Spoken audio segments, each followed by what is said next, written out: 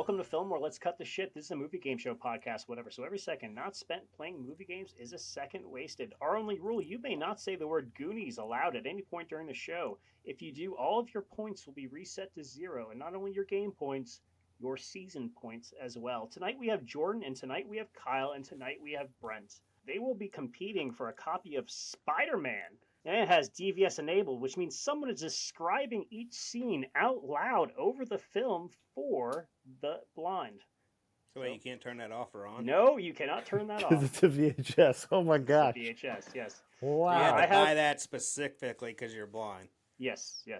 And it has Braille on the cover and on the VHS. And I believe I have this, I have X-Men, and I have Hulk, and they all are this exact same format. But not Daredevil.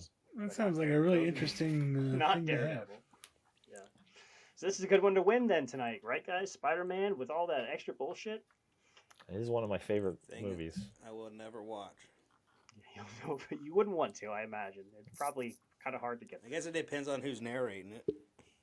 Ooh, yeah. I wonder who it is. Is You it think it's like, I imagine it's probably like a robotic voice. I doubt that they have someone. It's not Stan Lee. And then Spider-Man throws his web at a building, and then he swings, and then he swings some more. This game is called Genre Feud. Our first game is Genre Feud, The Return. There is a new take on this one for Season 3, so pay attention. I'll be giving you a genre of films and 3 films that fall within that genre. You will take turns guessing which film had the lowest budget and the highest gross. So we're looking for the one that cost the least amount of money to make and the one that took in the most money at the box office. Our first genre for tonight is rich and lost movies. These are movies that feature rich people getting lost in the wilderness of some capacity. And those 3 films are The Edge from 1997, Castaway from 2000, and Triangle of Sadness from 2022. Jordan, let's start us off. Since you won the last game you were on, which one of these films had the lowest budget? I'm going to guess The Edge had the lowest budget. Jordan's saying The Edge had the lowest budget. Brent, what are you saying? Yeah, probably. Brent's agreeing, saying The Edge had the lowest budget. Kyle, what do you say? Castaway. Kyle's saying Castaway had the lowest budget, and the answer is Triangle of Sadness. Only Man, I was going to say that. God 10 damn million euros to make that movie. I just figured the year difference would be enough. Yeah, same here. I still have never watched that. The more creative type of director can certainly make a much better film these days for a lot cheaper. Okay, now we're going to highest worldwide gross at the theater. Jordan, start again. Which one of these films brought in the most money? Castaway. Jordan saying Castaway. Kyle, do you agree? Are you saying something different? I'll go with Castaway. Jordan, Kyle, both saying Castaway. Brett, do you agree? Yeah. All 3 of our contestants are saying Castaway, and the answer is Castaway. $430 million that movie brought in. $43 million The Edge brought in, and Triangle of Sadness brought in $26 million. All of our contestants get a point. Has anybody seen Triangle? I have. Is it good? It's good. Yeah, it's decent. It gets a little tiring at times, but it's fun. Yeah, Woody Harrelson's good in it. Wait, is this the movie where Woody Harrelson is on the he's like a ship captain? Yeah. Oh yeah, that was a great movie. Yeah, everybody's like vomiting and everything. Yeah, I really like that movie. Okay, that's the first genre feud. Our next genre are films featuring Liam Neeson that came out in 2014. There are 3 of them, and those 3 films are Non-Stop from 2014, Taken 3 from 2014, and A Walk Among the Tombstones from 2014. Brent, let's start with you. Which one of these films had the lowest budget? Least amount of budgeted. Yep. Probably Walk Among the Tombstones. Brent's saying A Walk Among the Tombstones had the lowest budget. Jordan, what do you say? I think probably Walk Among the Tombstones is right. Non-Stop, I think it's like on a plane, right? That probably has some potentially Small means set. some effects, but it potentially means some like effects and stuff too, right? Right. And Taken 3 being the third one, I would think it would have a Bloated. moderate budget. Yeah. So I'm gonna go with Walk Among the Tombstones. Jordan agreeing with Brent, saying A Walk Among the Tombstones. Kyle, what do you say? I'm gonna agree. All 3 of our contestants are saying A Walk Among the Tombstones had the lowest budget, and everybody gets a point. $28 million it took to make that movie. Taken 3, it took $48 million to make, and Non-Stop took $50 million to make. All right, now we're going to worldwide theatrical gross. Brent, which one of these 3 films brought in the most amount of money worldwide in the theater? Taken 3. Brent's saying Taken 3. Jordan, what do you say? I'm gonna go with nonstop. Actually, Jordan's saying Non-Stop. Brent's saying Taken 3. Kyle, what do you say? I'll go with Taken 3. Kyle agreeing with Brent and saying Taken 3. And the answer is Taken 3. $326 million Taken 3 brought in. Nonstop brought in $223 million. And A Walk Among the Tombstones brought in $59 million. Kyle and Brent both get a point.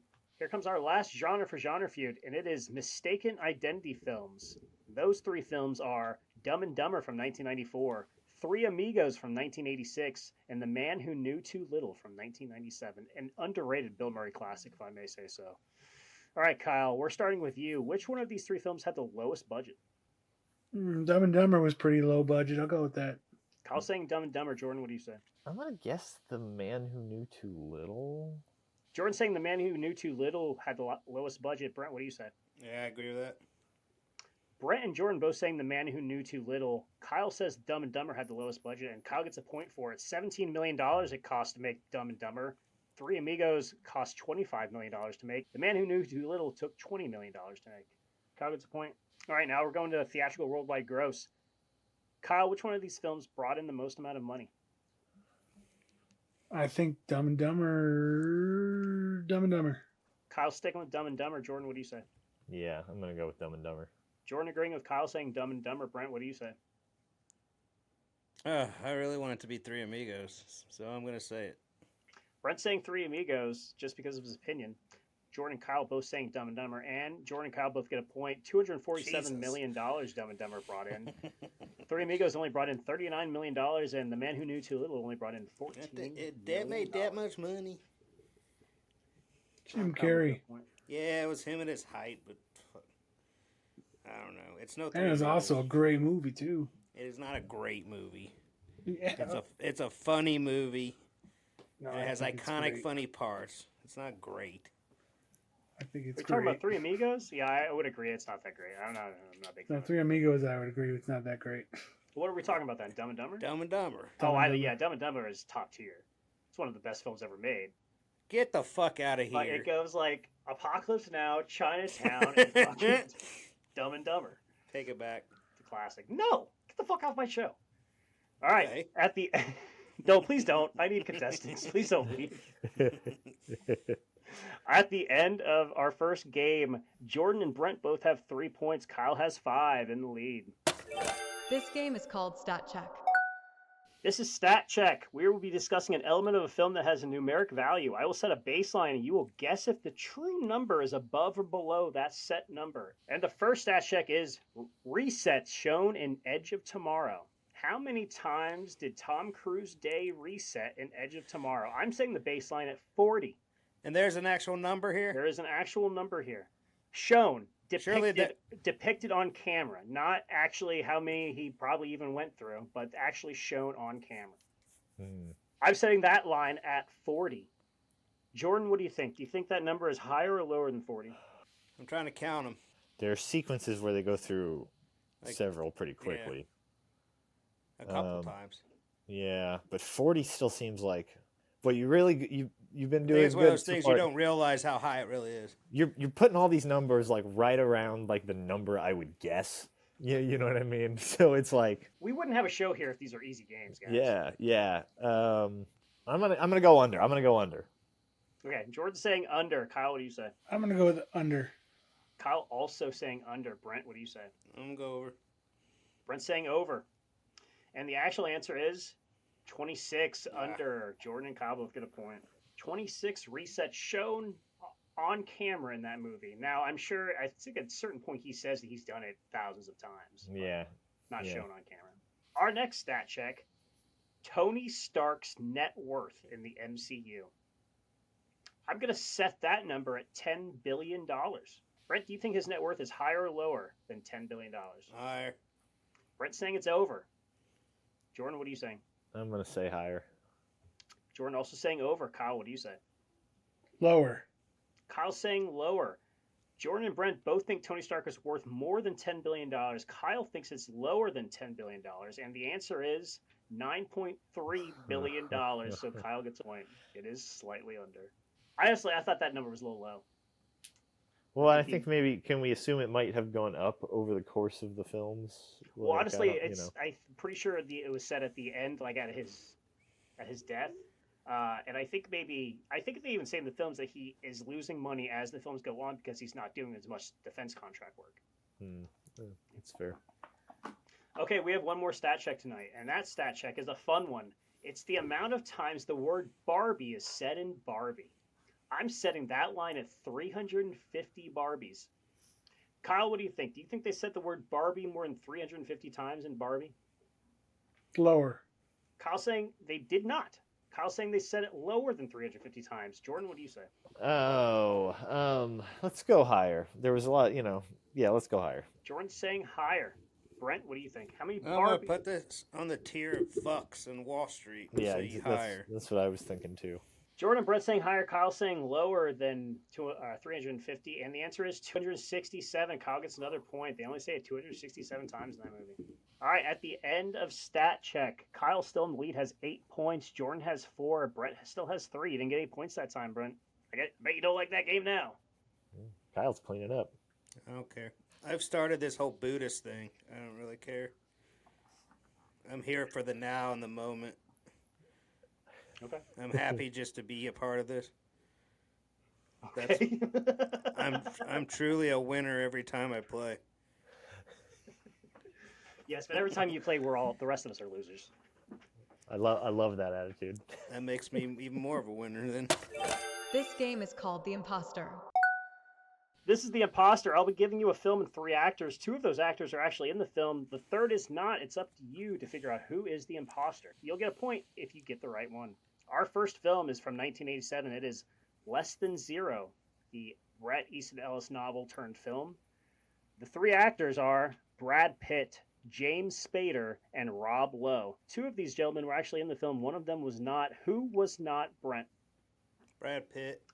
Brent saying Brad Pitt was not in Less Than Zero. Jordan, what do you say?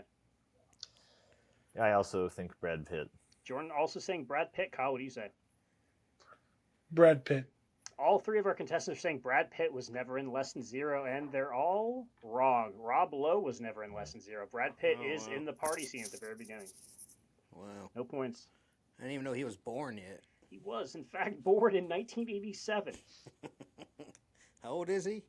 I mean, he was in, he was obviously in that film, so he was at least 18, so. Thelma and Louise, he was like 20. Thelma and Louise was 1991, so, yeah, it'd be about there. Yeah. All right, the next film for The Imposter is from 2008, and it is Ghost Town, the Ricky Gervais scripted, directed.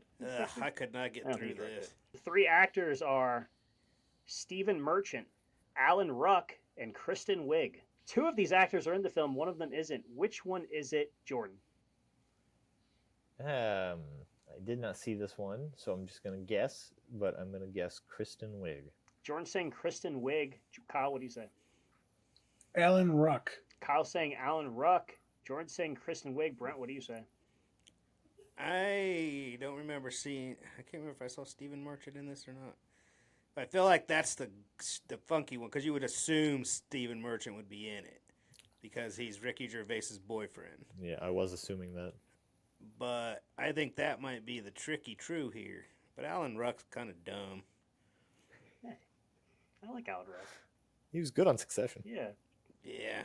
But I mean, look at the role. Fuck. Fair. I'm gonna beating up Alan Ruck on Filmwar here today, gentlemen. I'm gonna say Stephen Merchant. Okay, Kyle's saying Alan Ruck, Jordan's saying Kristen Wiig, Brent's saying Stephen Merchant. Someone's getting a point, and who is it? It's the man that figured out the puzzle, Brent. Stephen Merchant was never in Ghost Town. Alan Ruck and Kristen Wiig both were. Yes, I dwelled on your preconceived notion that Stephen Merchant would be in a Ricky Gervais film. Kristen Wiig's like the second main character. She was. Yeah. Well, her name wasn't on the poster No, right there, so. It's not. All right, Brent gets a point for that. One last film for The Imposter, and that film is 4 Rooms from 1995. What's your favorite story? Of the 4, I definitely say the Tarantino Antonio one. Banderas. The Banderas one is good. The The Band from Hollywood. I love that one. That's just, it's so tight. It's smart. Yeah. The 3 actors you can choose from are Lucy Liu, Madonna, and Salma Hayek. And I heard you guys talking shit about the picture I chose of Madonna last time, so I chose a better one this time. Kyle, which one of these actors was not in 4 Rooms? Lucy Liu, Madonna, or Salma Hayek? Lucy Liu. Kyle saying Lucy Liu was not in 4 Rooms. Jordan, what do you say? I'm gonna guess Lucy Liu also. Jordan also saying Lucy Liu, agreeing with Kyle. Brent, what do you say? I believe that's correct. All 3 of our contestants are saying Lucy Liu was not in 4 Rooms, and all 3 of our contestants get a point. It was not Lucy Liu. All right, that's the end of the imposter. At the end of that game, Kyle's still in the lead with 9 points. Jordan and Brent both have 5. Running out of time to catch up to Kyle. This game is called Meetings and Failures in Meetings. I will name a film and 3 titles that the film was released under in foreign markets. Only 1 is real. The other 2 are bullshit made up by me. You have to pick out the right one to get a point. Our first film for Meetings and Failures in Meetings is Fight Club from 1999. And here come 3 foreign titles for you. Bare Fist Club from Estonia, Under the City from Peru, and Exploding Men from Denmark. Heyo. One of these titles is correct. The other 2 are bullshit. Which one is correct, Jordan? Skeet skeet. Well, I hope it's Exploding Men. That is correct. All right, Jordan's saying Exploding Men is correct. Kyle, what do you say? Bare Fist Club. Kyle's saying Bare Fist Club. Brent, what do you say? That's what I think it is. Brent's also saying Bare Fist Club. And the answer is Bare Fist Club from Estonia was the correct title. Exploding Men and Under the City were bullshit crafted by me. Gotcha, Jordan. I can't get ahead if he keeps answering the same thing. I think I answered it first. Our next film for Meetings and Failures You win the future. Our next film for Meetings and Failures meeting is from 2017, and it is Geostorm. Here are 3 forward titles for Geostorm. Love it. Extreme Weather from Thailand, Reign of the Gods from Norway, or Storm from Space from Turkey. Brent, let's start with you. Which one of these titles is correct? Love it. Love it.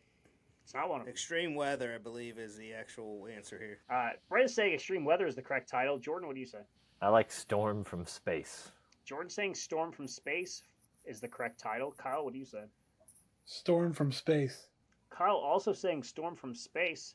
Brent saying Extreme Weather, and the answer is Storm from Space from Turkey was the correct title. So Jordan and Kyle both get a point. Oh, that's right, because in Thailand it was Extreme. Thailand? Yeah. That's something completely different, brother. Extreme Girl Boy. Or is it Boy Girl? How's it go? Depends how you want it, man, I guess. Woo! Okay, the last film for Meetings and Failures meeting is Takes all kinds. from 1980. Just to get you to come? 1980, The Shining. Here are 3 titles for you for The Shining. The Illuminated from Brazil, Evil Checks In from France, and Gift of the Child from Mexico. Let's start with Jordan. Which one of these titles is the correct one? I like Evil Checks In. Jordan's saying Evil Checks In is the correct title. Kyle, what do you say? The Illuminated. Kyle's saying The Illuminated. Brent, what do you say? Oh, man. Fuck it. Let's go to Gift of the Child. All right. Every contestant has a different answer. Kyle's saying The Illuminated. Jordan's saying Evil Checks In. Brent saying Gift of the Child. Somebody's getting a point. And who is it? It's Kyle. The Illuminated from Brazil was the correct title. I'm on a hot streak here. Yeah, you are. So does he have the Illumin? Do they change it in the movie, too? He's got the illumination. Yeah. Right. All right. At the end of Meetings and Failures meetings, Kyle's really running away with it. 12 points. Our other 2 gentlemen have 6 points each. Rad Rom. Pretty good impression there, Brent. We should have done impression drafting, I think. I wonder how much that kid made. He wasn't on the list. He's on some list, baby. Well, he makes pretty good money teaching now, doesn't he? Does he? Do you know? Are you in contact? Well, he used to teach at... What? Really? Yeah. Yeah, I see now. I feel like you're making it up. No, I'm pretty sure that's who it was. The kid from Shining. Well, we'll have Google to do it. some research on that. Or else I'm going to cut it out of the show. All right, here, we're going to our last game. You know, we might be able to get him on the show. Well, call him. Wait, get him now. What are you waiting on? It's late now. This game is called Dreamcast. This is Dreamcast. Hollywood has come knocking and they want you guys to recast their new hit remake. I'll be naming 5 roles from a film and you will recast each role with any actor, living or dead. If I deem your choice worthy, you will get 1 point for each role. Tonight we are recasting Saving Private Ryan. Lots of choices to make for this one for a group of 5, and here are the 5 I chose. Captain John H. Miller, originally played by Tom Hanks. Sergeant Horvath, originally played by Tom Sizemore. Private Jackson, originally played by Barry Pepper. Private Ryan, originally played by Matt Damon. And that son of a bitch, Corporal Upham. That son of a bitch, Corporal Upham. God damn it. And that son of a bitch, Corporal Upham, played by Jeremy Davies. All right, let's start with Kyle. Who are you going to cast for Captain John H. Miller, the leader of this ragtag bag of misfits? I would go with Kareem Abdul-Jabbar. Kareem Abdul-Jabbar. Jordan, what do you say? John Krasinski. John Krasinski. Brent, who are you casting in as Captain John H. Miller? Patrick Bateman. Or Bateman. Christian Bale. Yeah. Can we do characters? Even the easy games are hard sometimes. Can we do characters? No. All right. Well, Patrick We Bateman. can't do characters. That'll be I'll have to make a new game for that one. All right. Sergeant Mike Horvath, originally played by Tom Sizemore. Brent, who are you casting? It sucks you can't choose Tom Sizemore again because he was perfect for it. Right. I was thinking the same thing. Steve Buscemi. Shemi, Brent says. Jordan, what do you think? Who's going to be John Krasinski's second in command? I'm going to give him Alec Baldwin. Alec Baldwin. And Kyle, who are you casting in the Tom Sizemore role? Artie Lang. Artie Lang. I have missed this show, gentlemen. All right, Brent, who are you casting as Private Jackson, originally played by Barry Pepper? John Leguizamo. Perfect. John Leguizamo, Brent says. Kyle, what do you say? Ron Howard. Like a young Happy Days Ron Howard? He's a I'm gonna sniper, go so he's with- got to have good eyesight, so I suggest you choose the younger one. Or feed that old guy a bunch of fucking carrots. I'm going to go with a younger Michael Keaton. Keaton, Jordan says. Okay, Private Ryan, originally played by Matt Damon. Jordan, what do you say? Let's throw Tom Holland in there. Tom Holland. Brent, what do you say? Heath Ledger. Heath Ledger. And Kyle. James Gandolfini. Gandolfini. Okay. And last but not least, actually last but surely least, Corporal Upham, originally played by Jeremy Davies. Kyle, who you got? Oh, I don't know if you know comedian John Panette. Okay, John Panette, Kyle says. Jordan, what do you say? David Dasmal Shane. Desmalshin? I don't, however know, you I say don't it. know how to say his name. I've always said it Desmalshin, but it might be wrong. I have no idea what's right.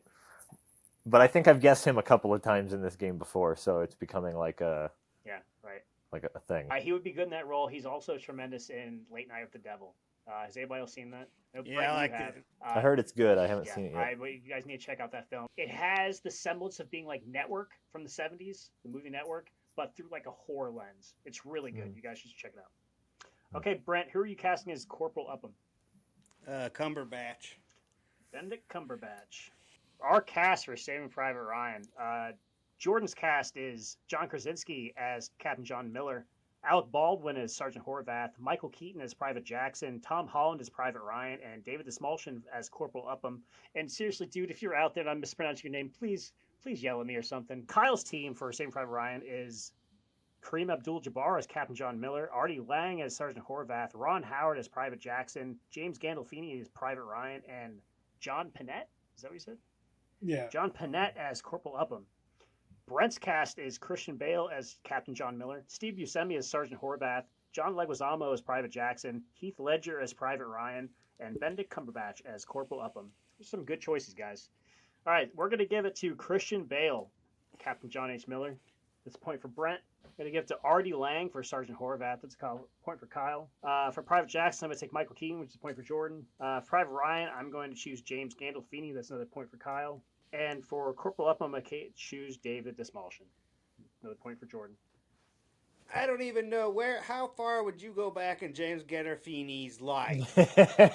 I'm pretty sure I've said on the show, if you cast James Gandolfini as anything, there's a couple of people, if you cast them, like, yeah, that guy can do anything. I'll choose that one. Who would you give it to? I mean, backup, it wouldn't have been Heath Ledger. It would have been Tom Holland would have been the backup for that one. I disagree. I mean, there was a period where James Gandolfini could. I mean, he played like a submarine guy on Yeah, but the some whole movie. point of Matt Damon, Private Ryan, is that he's the youngest of like fucking. I don't know. Yeah, I guess I didn't think about that. Well, James Gandolfini was young at one point. Well, I will say, no matter what choice I made there, Kyle wins. So congratulations, Kyle. You're taking home a copy of Spider-Man with someone narrating over it the entire time.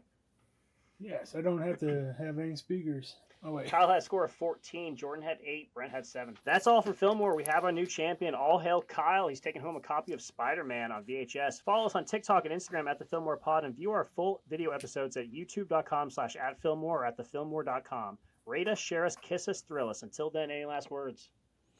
If anybody needs narration for blind movies, my phone number's in Shay's jacket.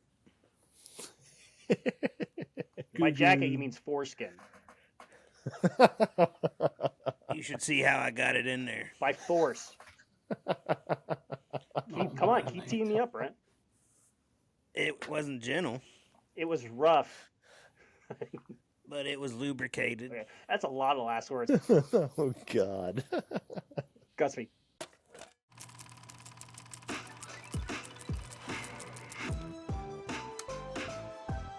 Filmwar, a 1,000-yard stare production.